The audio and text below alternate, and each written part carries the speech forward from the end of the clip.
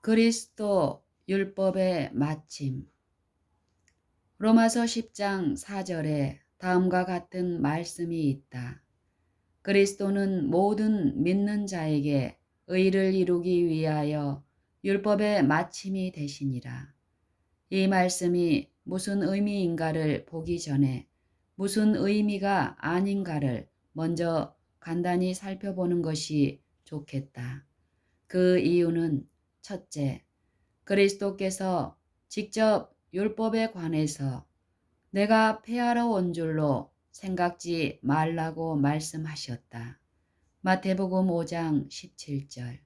둘째, 선지자는 주님께서 율법을 폐하시기는커녕 그 교훈, 곧 그 율법을 크게 하며 존귀케 하려 하셨다고 말했다. 이사야 42장 21절. 셋째, 율법이 그리스도의 마음 속에 있었다. 그때에 내가 말하기를 내가 왔나이다. 나를 가리켜 기록한 것이 두루마리 책에 있나이다. 나의 하나님이여, 내가 주의 뜻 행하기를 즐기오니 주의 법이 나의 심중에 있나이다 하였나이다. 시편 40편 7절 8절. 넷째, 율법은 하나님의 의이며 하나님의 통치의 기초이므로 결코 폐지될 수 없다. 누가복음 16장 17절 참조. 우리가 알아야 할 것은 마침이라는 말은 반드시 끝을 의미하는 말만은 아니라는 것이다. 흔히 의도, 목적, 취지라는 의미로 사용되기도 한다. 디모데전서 1장 5절에서 사도 바울은 경계의 목적, 곧 계명의 마침은 청결한 마음과 선한 양심과 거짓이 없는 믿음으로 나는 사랑이거늘 이라고 말한다. 여기에서 사랑이라고 번역한 말은 성경에서 자주 나오며 새 번역 성경에서도 이 말을 이렇게 번역하였다. 요한일서 5장 3절에서는 하나님을 사랑하는 것은 이것이니 우리가 그의 계명들을 지키는 것이라고 말씀하고 바울 자신도 사랑은 율법의 완성이라고 말하고 있다. 로마서 13장 10절.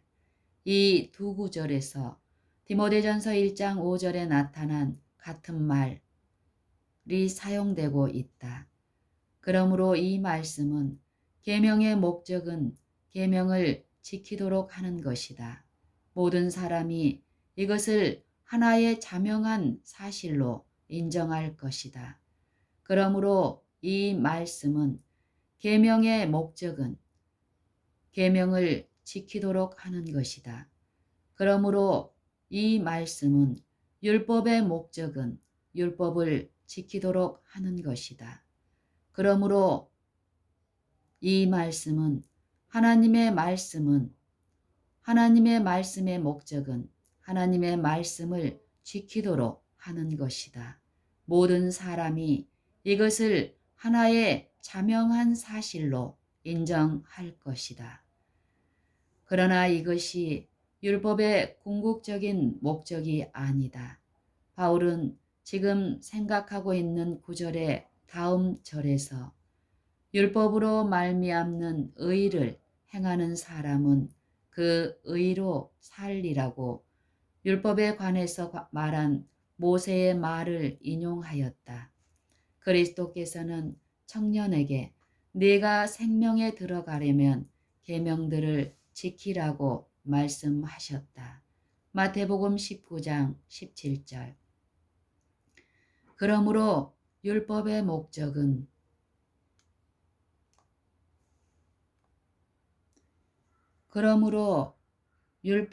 목적은 율법을 지키도록 하는 것.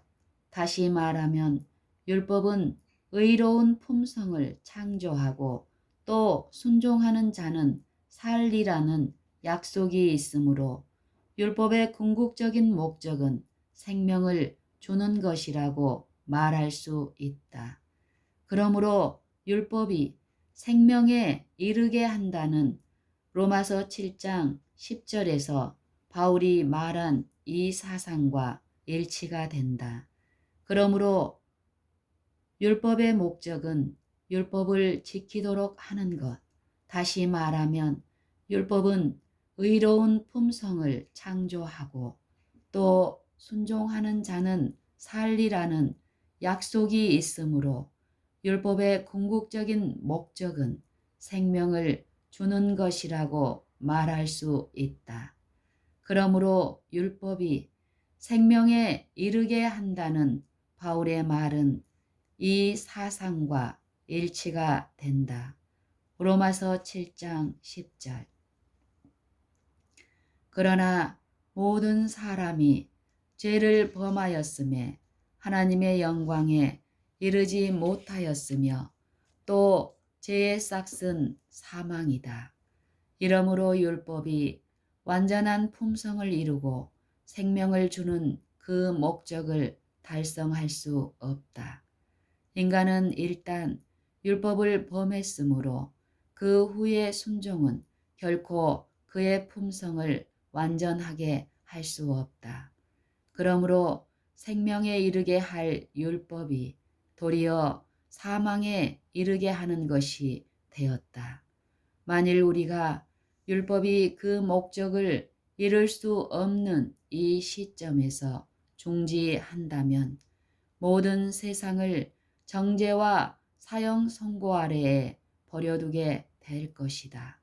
그런데 그리스도께서 인간으로 하여금 의와 생명을 모두 얻을 수 있도록 하신다는 것을 보게 될 것이다.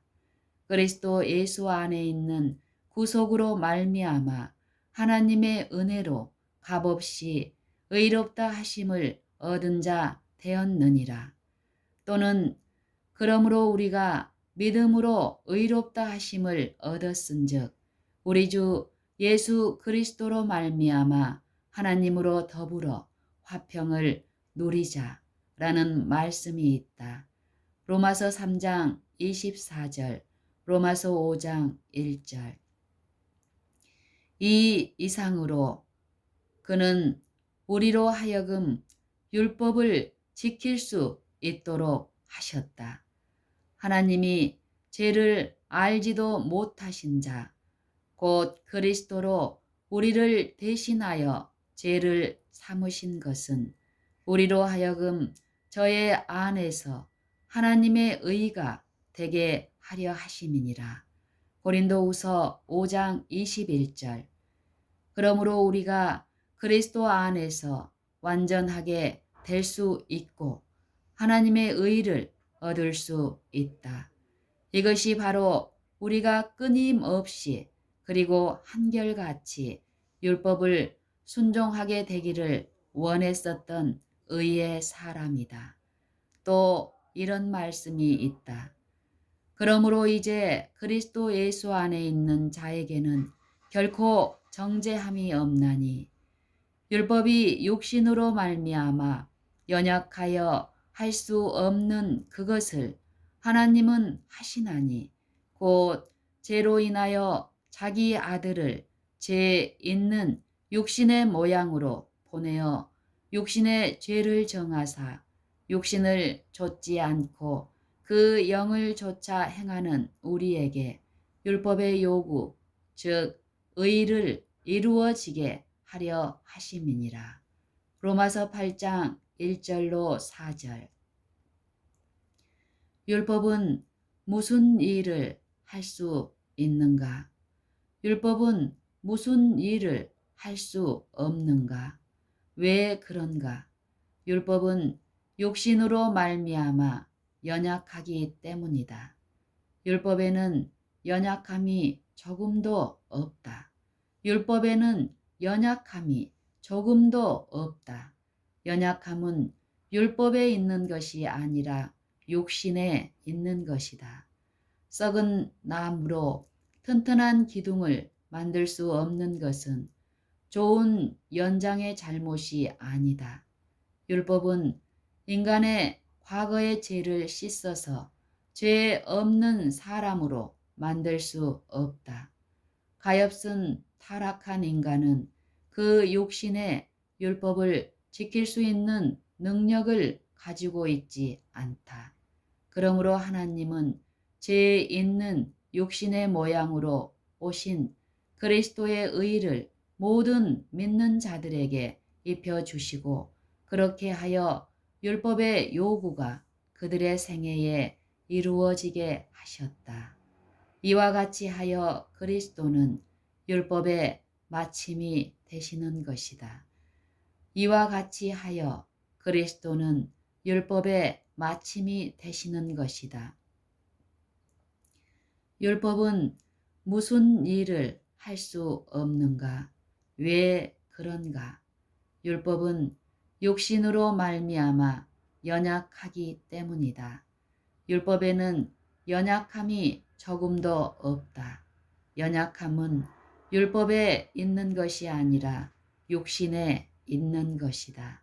썩은 나무로 튼튼한 기둥을 만들 수 없는 것은 좋은 연장의 잘못이 아니다. 율법은 인간의 과거의 죄를 씻어서 죄 없는 사람으로 만들 수 없다. 가엾은 타락한 인간은 그 육신에 율법을 지킬 수 있는 능력을 가지고 있지 않다. 그러므로 하나님은 죄 있는 육신의 모양으로 오신 그리스도의 의를 모든 믿는 자들에게 입혀주시고 그렇게 하여 율법의 요구가 그들의 생애에 이루어지게 하셨다. 이와 같이 하여 그리스도는 율법의 마침이 되시는 것이다. 결론적으로 우리는 율법의 목적은 순종으로 말미암아 생명을 주는 것이라는 것을 알았다. 결론으로 우리는 율법의 목적은 순종으로 말미암아 생명을 주는 것이라는 것을 알았다. 모든 사람이 죄를 지었으므로 사형 선고를 받았다. 그러나 그리스도는 몸소 사람의 성정을 쓰셨으므로 그의 희생을 받아들이는 자들에게 그분 자신의 의를 나누어 주시고 마침내 그리스도를 통하여 율법을 지킨 자들로서 설 때에 그 궁극적인 목적이 성취되었으므로 그들에게 영생을 주실 것이다. 그러므로 우리가 충분히 깨달을 수는 없지만 그리스도께서 우리에게 지혜와 의로움과 거룩함과 구속함이 되셨다는 것을 거듭 말하는 바이다.